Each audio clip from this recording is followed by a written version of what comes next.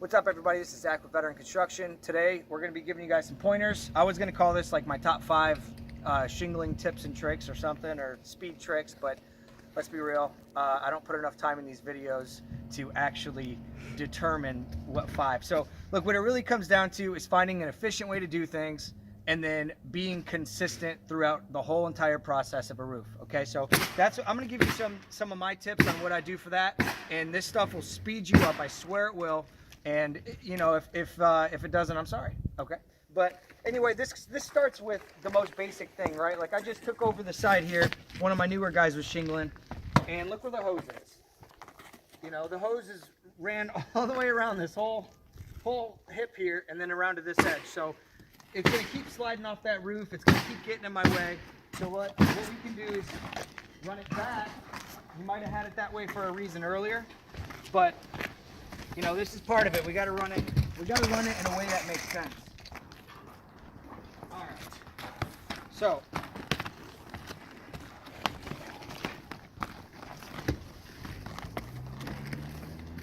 earlier it would have been in James' way. Now it's not, right? So now we've got the weight of the hose on the roof. These Flexzilla hoses are really nice, by the way. I'll never probably buy any other hose to shingle with. Okay, but now we don't have to worry too much. We can even pull this out this way. We don't have to worry too much about our hose sliding off and causing shiners. Okay, so that's one thing. And then whatever you do, if you wear a pouch, you know, do that consistently. I don't, because I've come up with methods to, you know, shingle for long periods of time and not be weighed down by a pouch. All right, so if you're gonna be spreading your nails out, do it the same way every time. I just put it roughly where I'm gonna run out. There's other videos of me talking about that. Okay, and then let's just get straight down to the most important thing, okay? And I can talk about my starter and things like that later. This stuff's gonna play a big part in how fast you are. But for the most part, you wanna do the same thing on your runs. The gravy is what I call it, right? When you get to that gravy run, where you can run up a whole bundle or even more before you get into your next obstacles, pipes, or whatever it is. Okay, so don't get me wrong, you have to get good at the cut up stuff in order to be fast overall on a roof. My motivation to get good at the cut up stuff was I always wanted to get to that gravy run because that's what I mastered first. I got good at running these runs very quickly, so when it was to get into a pipe and everything, I was always trying to take that gravy run, and that in turn sped me up throughout the whole day, and I eventually got really good at getting around the obstacles. Okay, so first things first, you want to spread your shingles out in an efficient way and consistently. You want to do the same thing over and over. So what I do is I feel for the reveal, and it's down here, okay? And I'll bring this over to here. Now I've actually changed this since I started doing the shingling competitions, or the challenges, I guess. I used to take my knife and cut it open. I still do that from time to time. But one thing, two of the challenges did was they took the bundle and they went like this. And they peeled it back. And that worked for them. You got this thing flapped. I always say kind of fold them like a deck of cards or whatever, like that little fan. All right, and then they're ready to go, okay? Now, the reason I felt for the reveal is because you want this shingle with the reveal side down, okay? That way it slides right into position a lot easier. So this one will go like this, and this one's gonna be ready just like that.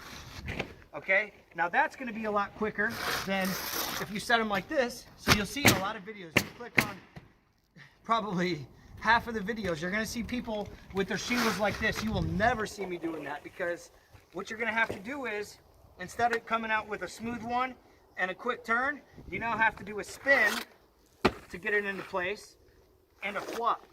All right, so that's no good there. So we got, oops, which way is this? This goes that way? Oh shit, I done screwed it up. Take them off. We'll just leave those two out. There you go. 4. Okay, so now what I do is, this originally started, there's usually 20 to 22 shingles in a pack, right? So these shingles come together. This is 2 shingles, but it's like one little stuck side. So in my own head, I used to call it, I used to say, okay, I'm gonna take 3, which is actually technically 6, right? You're staying with me on the math. And I used to go put it down there, and then I'd put 4 and 4, which would be 6, 8, and 8, which makes about 22 shingles, okay? That's how I used to do it. Since then, I don't spend as much time with the particulars of that, okay? What I do is I put my bundle roughly where a whole bundle is gonna run out. I've got it opened and flapped. Pretend I just did that real quick.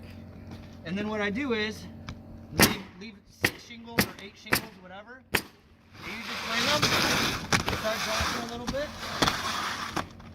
until you get down all the way down to the bottom. All right. Now it's better. I'm just gonna put these up here. It's better to have to reach for shingles than it is to step on them. So what I mean by that is, if I'm coming through here and I'm shingling,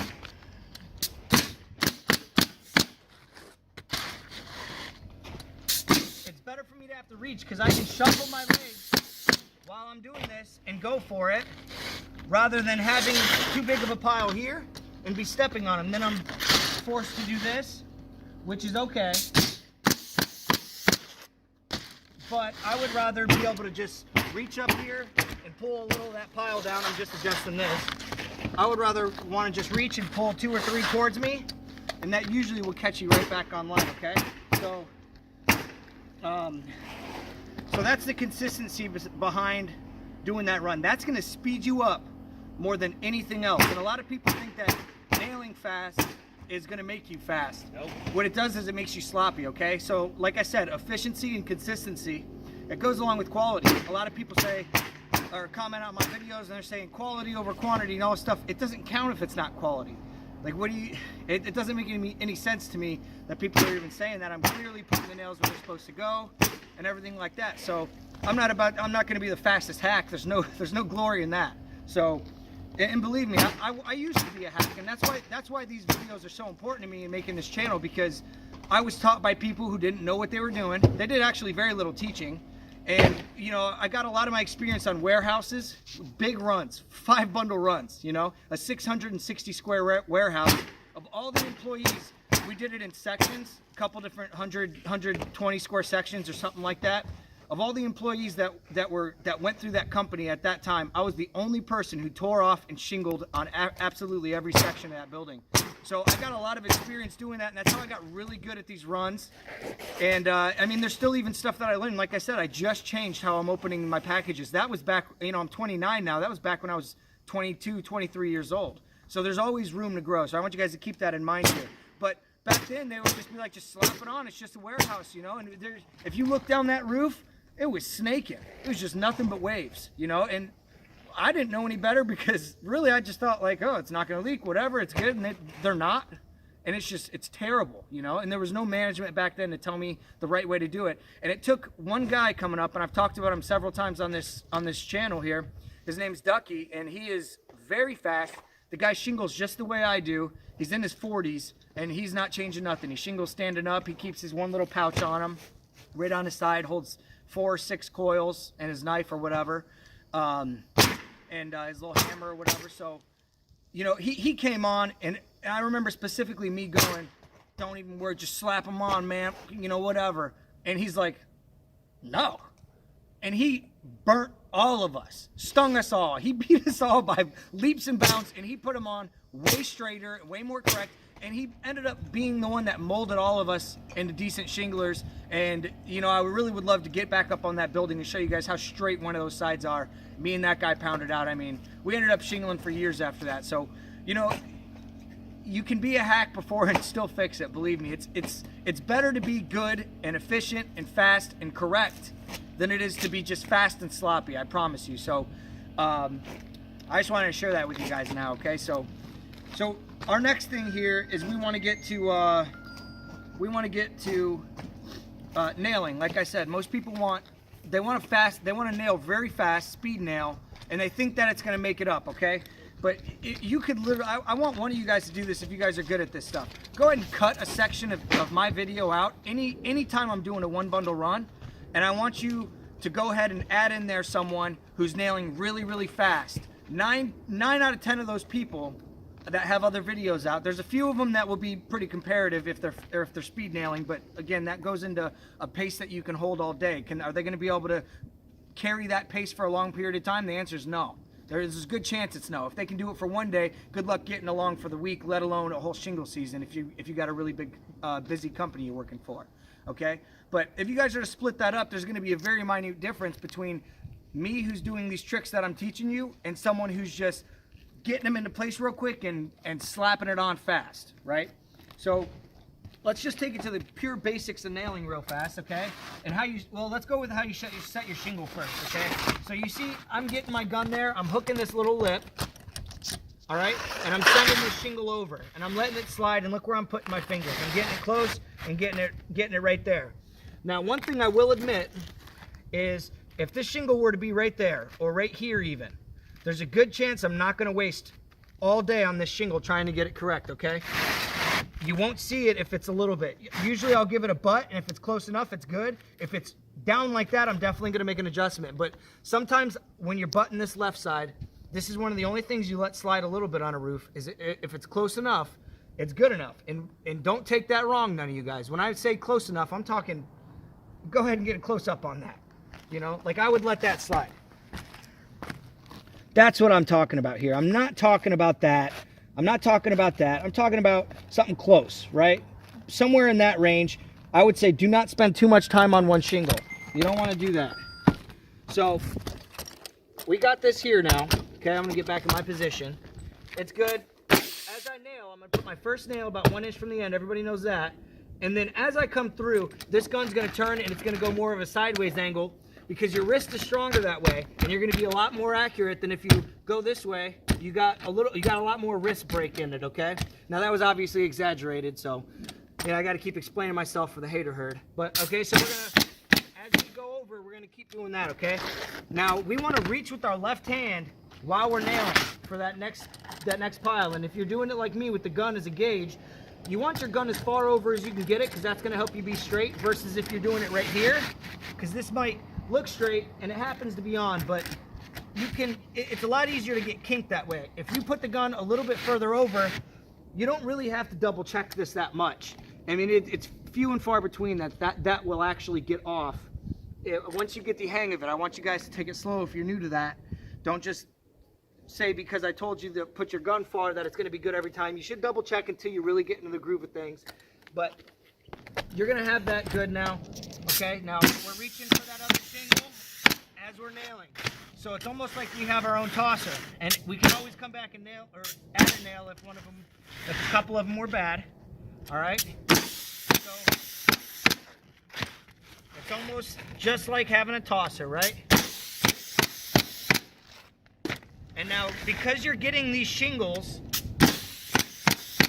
and it all stems back to how you do that, right? How you open your bundles and everything. But now you've opened consistently and you're getting these shingles into place fast without having any help, right? So the fact that you're nailing slow is going to be a lot faster than most people, okay? So I'm going to go ahead and do a little bit here, and I want you guys to see, even though I'm going pretty slow, I'm not nailing super fast. Look how nice that is, right? As long as I'm using that left hand to slam them shingles out for me, right? So eventually you'll get a little bit faster, and you will be allowed to nail a little bit faster, okay? Now again, you'll see me nail a little bit fast sometimes. I do that, but it's controlled nailing. 9 out of 10 people that I probably said that number a bunch of times, but 9 out of 10 of these they're all missing the line, okay? They really are. So make sure you're doing that correct. All right, so that's gonna help you guys on your runs. I guess we can just make that the video. I'm gonna be making plenty more videos on this. I probably will start putting a little more time into these videos now that I'm almost at 15,000 followers. So thank you guys for subscribing and everything like that. It means a lot to me, and I'm glad that these videos are reaching people who are going to be able to make more money just by watching these and figuring out or trying out some of the stuff that I'm teaching. You know, because being paid by the square ain't easy. You know, James James alone, he's been only shingling this for a little bit. Go ahead and show him that. You know, but that's probably, he's got about 4 square down. You know, that's only 80 bucks. So he's got to, you know, he's really got to hustle to get that. If he gets that done in 2 hours, he's making 40 bucks an hour. That's good stuff. You know, I'm just happy that these videos are helping people. So thank you guys for watching. If you haven't done so already, hit that subscribe button. I know a lot of you guys watching watch consistently without subscribing. So hit that button. As always, hit the like button, and thank you guys. Bye.